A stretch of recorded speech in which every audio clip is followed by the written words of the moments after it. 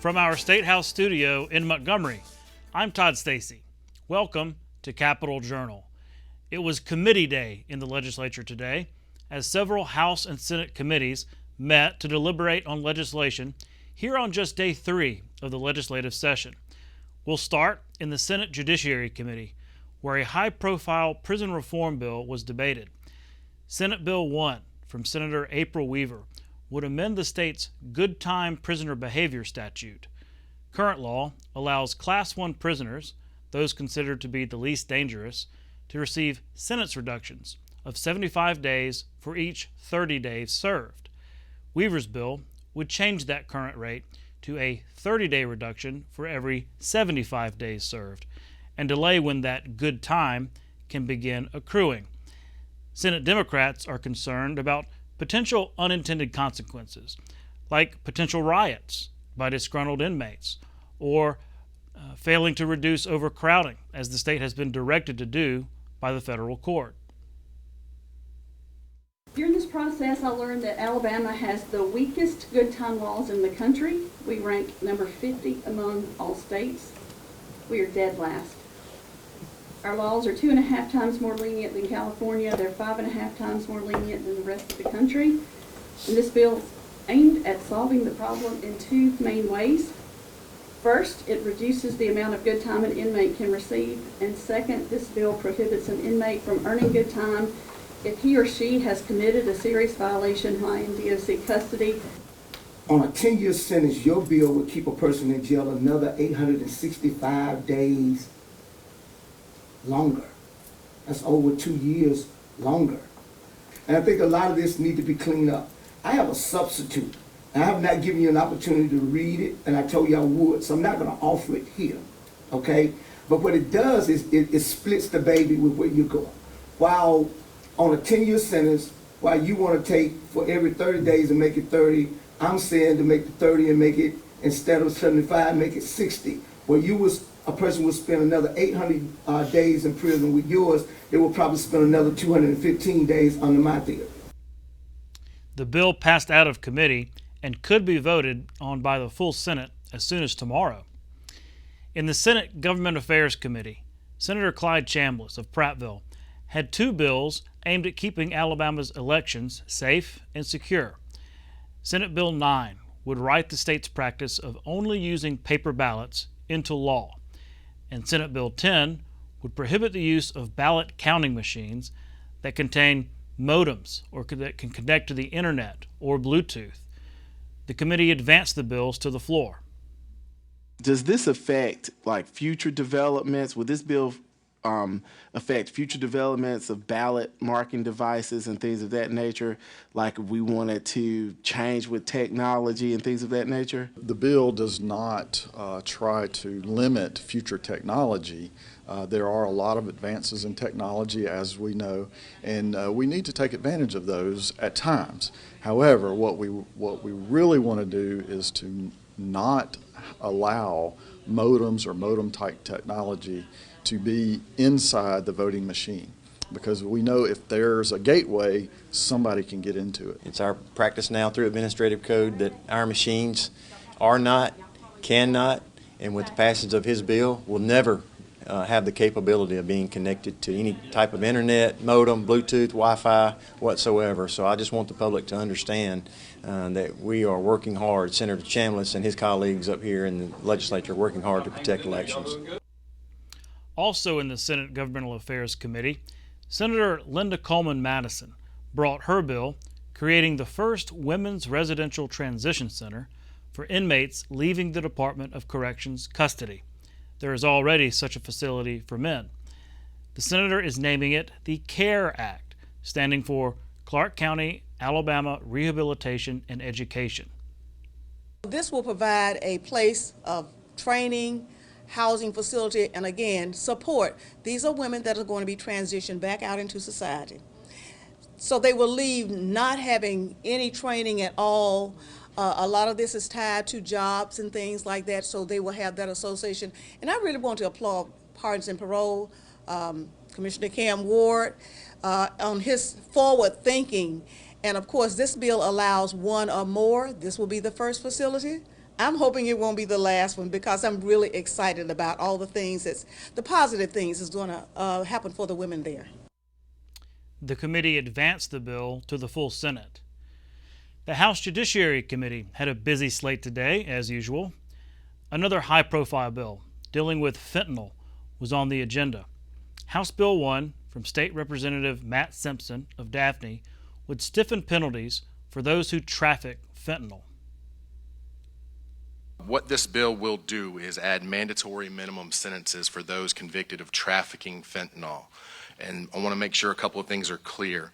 This is single component pure fentanyl that we are discussing. This is not the mixture. The mixture is handed in another section of this similar code, of the same code. If you'll look on page 5 of the bill, specifically lines 122 and 123, there are already punishments in places for mixtures of fentanyl and other drugs. And I think with the way you approached this legislation and how you did it, and also, I mean, it's from where it started to where it is now, I think this is a good bill to accomplish the objective.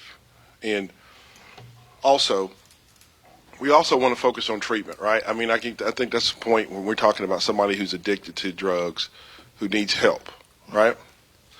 But as you pointed out, this isn't that. Mm-hmm. This isn't those folks. That bill now also goes to the full House, where it could be voted on as soon as tomorrow.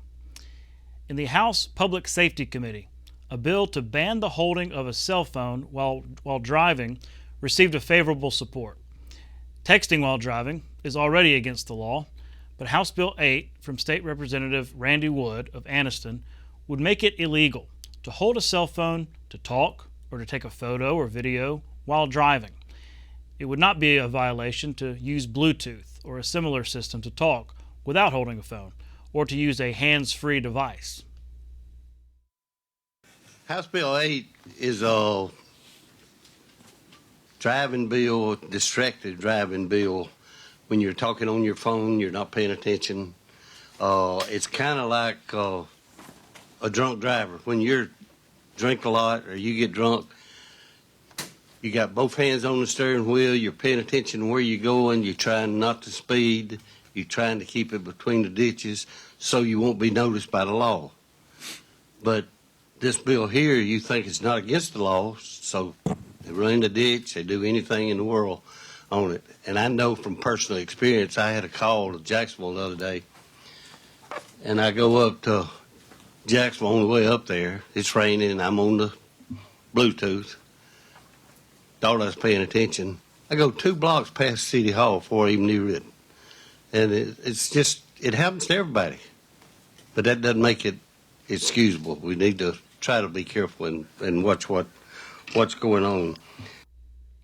That bill now also goes to the full House. And we'll be right back with tonight's guests. You can watch past episodes of Capital Journal online at video.aptv.org. Capital Journal episodes are also available on APTV's free mobile app. You can also connect with Capital Journal and link to past episodes on Capital Journal's Facebook page. And you can listen to past episodes of Capital Journal when you're driving or on the go with Capital Journal podcasts. Keep up with what's happening with Capital Journal.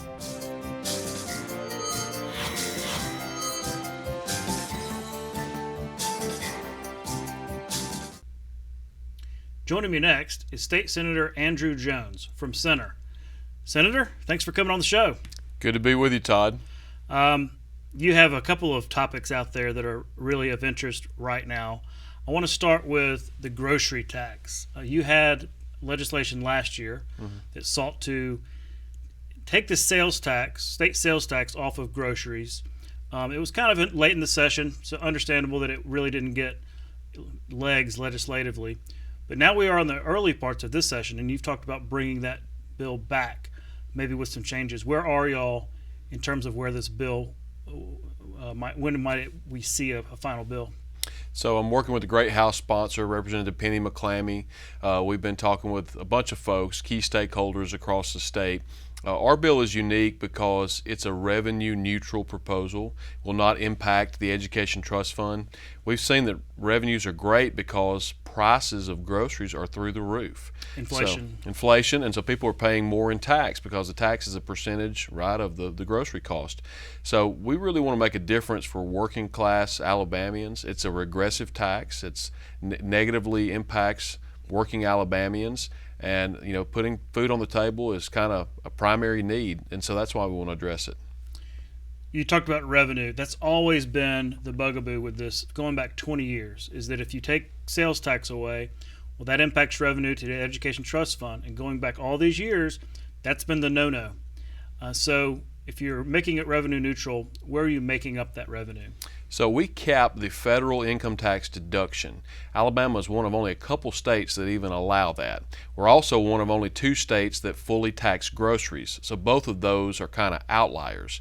So by capping that deduction at $150,000 for an individual, $300,000 for a couple filing jointly, you can pay for 3 cents of the 4-cent state grocery tax. So our proposal is to offset that. It's really a tax loophole, Todd. This came about in the 60s. We had income tax way before then, and somebody gave a sweetheart deal to some upper income earners to basically have these mega deductions. So we've kind of put in a cap and a phase out. So if you're making $150,000, $300,000 for a couple, you're not going to see any change.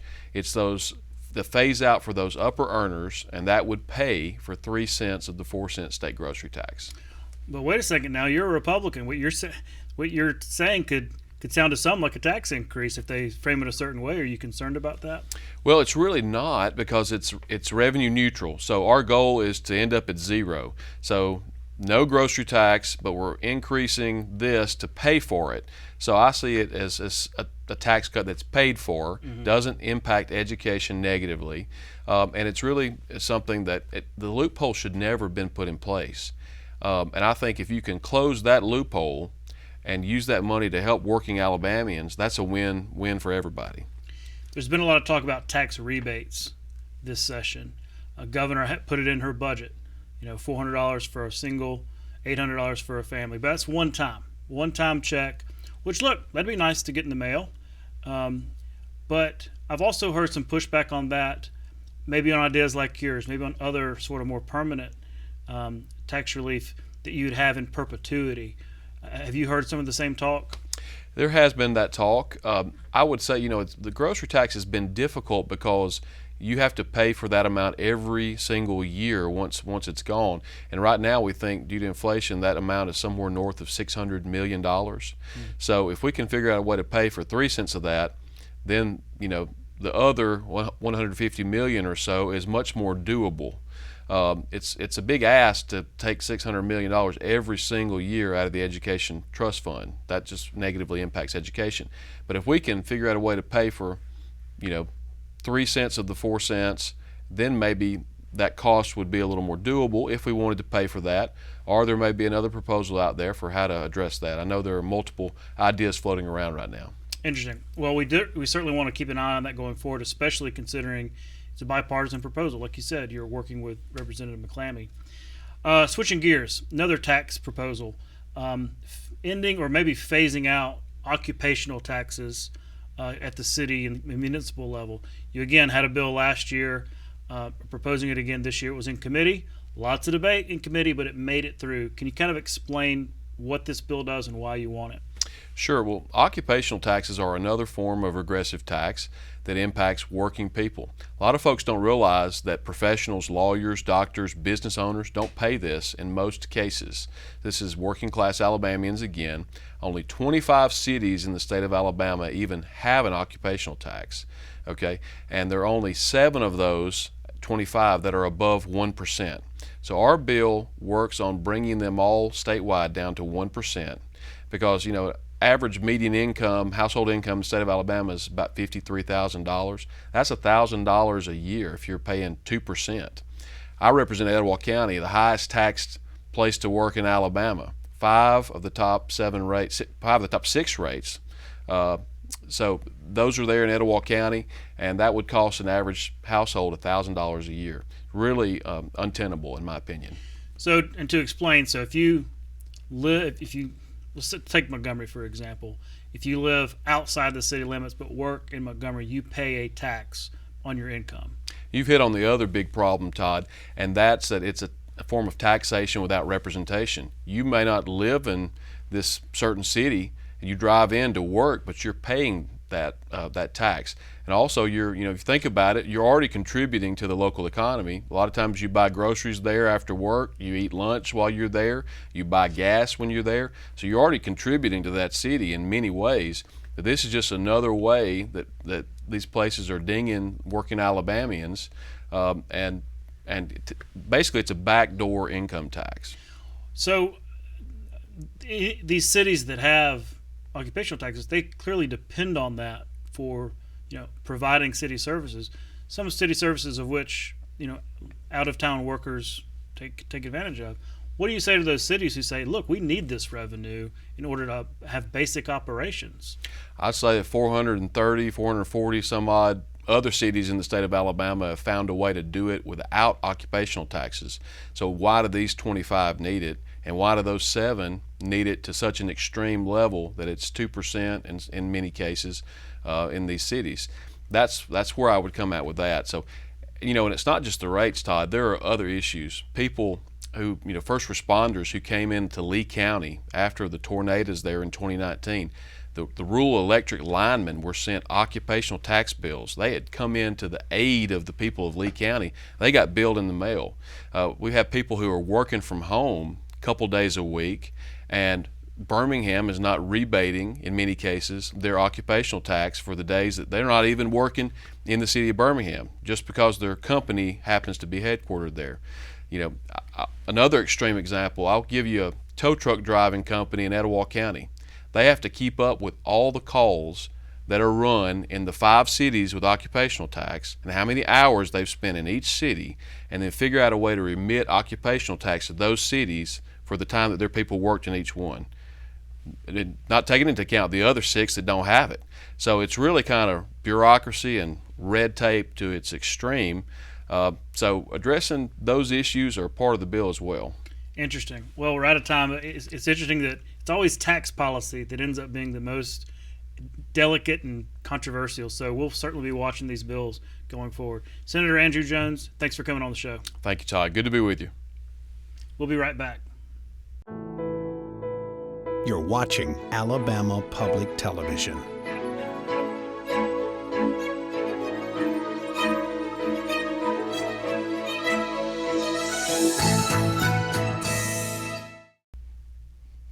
Joining me next is Daniel Coleman, president of Birmingham Southern College. Mr. Coleman, thanks for coming on Capital Journal. Well, Todd, thanks for having me. We like to keep things topical around here, and Birmingham Southern certainly is topical right now. There's been some financial difficulties, been in the news. Can you walk me through, I know there's a long history, maybe not enough time to go through all of it. Can you hit the high points of how we got here to this point where Birmingham Southern is struggling? Sure. So Birmingham Southern is a private college that has to draw from an endowment. And that endowment allows it to bring in students, and students don't pay the full cost. And all private colleges work like this. From 2005 to 2010, the college undertook really a building program to try to build out the college, maybe grow enrollment a bit. And it just, it was really bad timing, and it turned out that we ended up spending a lot of our endowment and taking on a lot of debt to do this. And so by 2010, we ended up with a situation where the college was in financial distress. To put in perspective, in 2012, when one of my predecessors, General Krulak, took over, he had a situation where we had $68 million of debt and an endowment of only $48 million. So really kind of a negative $20 million endowment. And he did a terrific job of stabilizing things, and as did some other people after him. But it's hard to run a college when eventually over time you just don't have enough endowment. So by the time I came in, the endowment was in around 40, and debt was probably down to mid-30s, and now our debt's down to about 27, but our endowment's too low to support the college going forward. So that's really the short story of what happened. Some bad timing, some risky things, and yes.